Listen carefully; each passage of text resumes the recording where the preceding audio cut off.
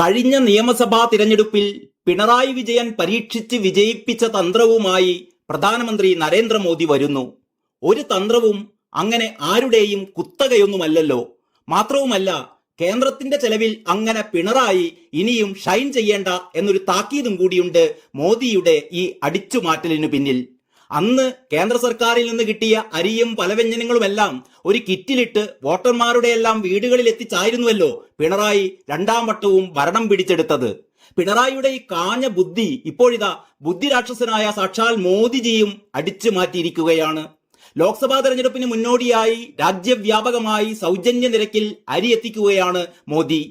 പൊതുവിപണിയിൽ അരിവില വീണ്ടും ഉയരുമെന്ന് പിണറായിയുടെ അരിമന്ത്രിയായ CPIയുടെ GR അനിൽ മുന്നറിയിപ്പ് നൽകുമ്പോഴാണ് വെറും 29 രൂപയ്ക്ക്, അതായത് മാർക്കറ്റ് വിലയുടെ പാതി വിലയ്ക്ക് നല്ല ഒന്നാം ക്ലാസ് അരിയുമായി നരേന്ദ്രമോദി വരുന്നത്. ഇതിൽ കേരളത്തിനുള്ള ആദ്യത്തെ ലോഡ് എത്തിക്കഴിഞ്ഞു. ഭാരത് റൈസ് വാഹനത്തിന്റെ കേരളത്തിലെ ഫ്ളാഗ് ഓഫ് നടന്നത് തൃശൂരിലാണ്. ഇതോടെ സുരേഷ് ഗോപിക്ക് വീണ്ടും ഒരു ഹൈപ്പായി. പിണറായിയുടെ കിറ്റ് പോലെയല്ല ഭാരത് അരി വാങ്ങാൻ റേഷൻ കാർഡ് വേണ്ട, 10 കിലോ വരെ ഒറ്റത്തവണ വാങ്ങാൻ കഴിയും തുടങ്ങിയ പ്രത്യേകതകളുമുണ്ട്.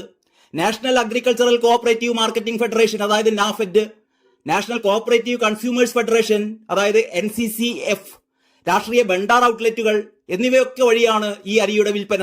5-10 കിലോ പാക്കറ്റുകളിലാകും ഈ അരി ലഭിക്കുക. സംസ്ഥാനത്ത് 200 ഔട്ട്ലെറ്റുകൾ NCCF ഉടൻ തുറക്കുമെന്നാണ് അറിയുന്നത്. രജിസ്റ്റർ ചെയ്തിട്ടുള്ള സൊസൈറ്റികൾ, സ്വകാര്യ സംരംഭകർ എന്നിവർ മുഖേനയും വിൽപ്പന നടക്കും. ഓൺലൈൻ വ്യാപാര സൗകര്യവും ഒരുക്കുന്നുണ്ട്. FCIയിൽ നിന്നാണ് ഈ അരി ശേഖരിക്കുന്നത്. ആദ്യഘട്ടത്തിൽ ചില്ലറ വിപണി വിൽപ്പനക്കായി 5 ലക്ഷം ടൺ അരിയാണ് കേന്ദ്രം അനുവദിച്ചിരിക്കുന്നത്.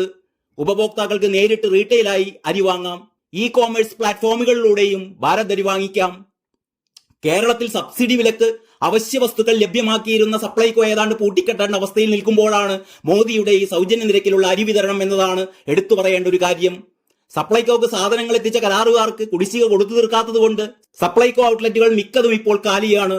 സബ്സിഡി സാധനങ്ങളുടെ വിലയാകട്ടെ 30% കൂട്ടാനും സർക്കാർ തീരുമാനിച്ചു കഴിഞ്ഞു. ബാലഗോപാലിന്റെ സൂര്യോദയ ബജറ്റിൽ സപ്ലൈകോയെ പൂർണ്ണമായും തഴയുകയും ചെയ്തിരിക്കുന്നു.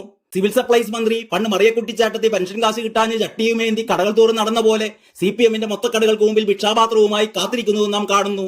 ഇനി എന്തൊക്കെ കാണാനിരിക്കുന്നു, അനുഭവിക്കാനിരിക്കുന്നു, ആർക്കറിയാം. നന്ദി, നമസ്കാരം.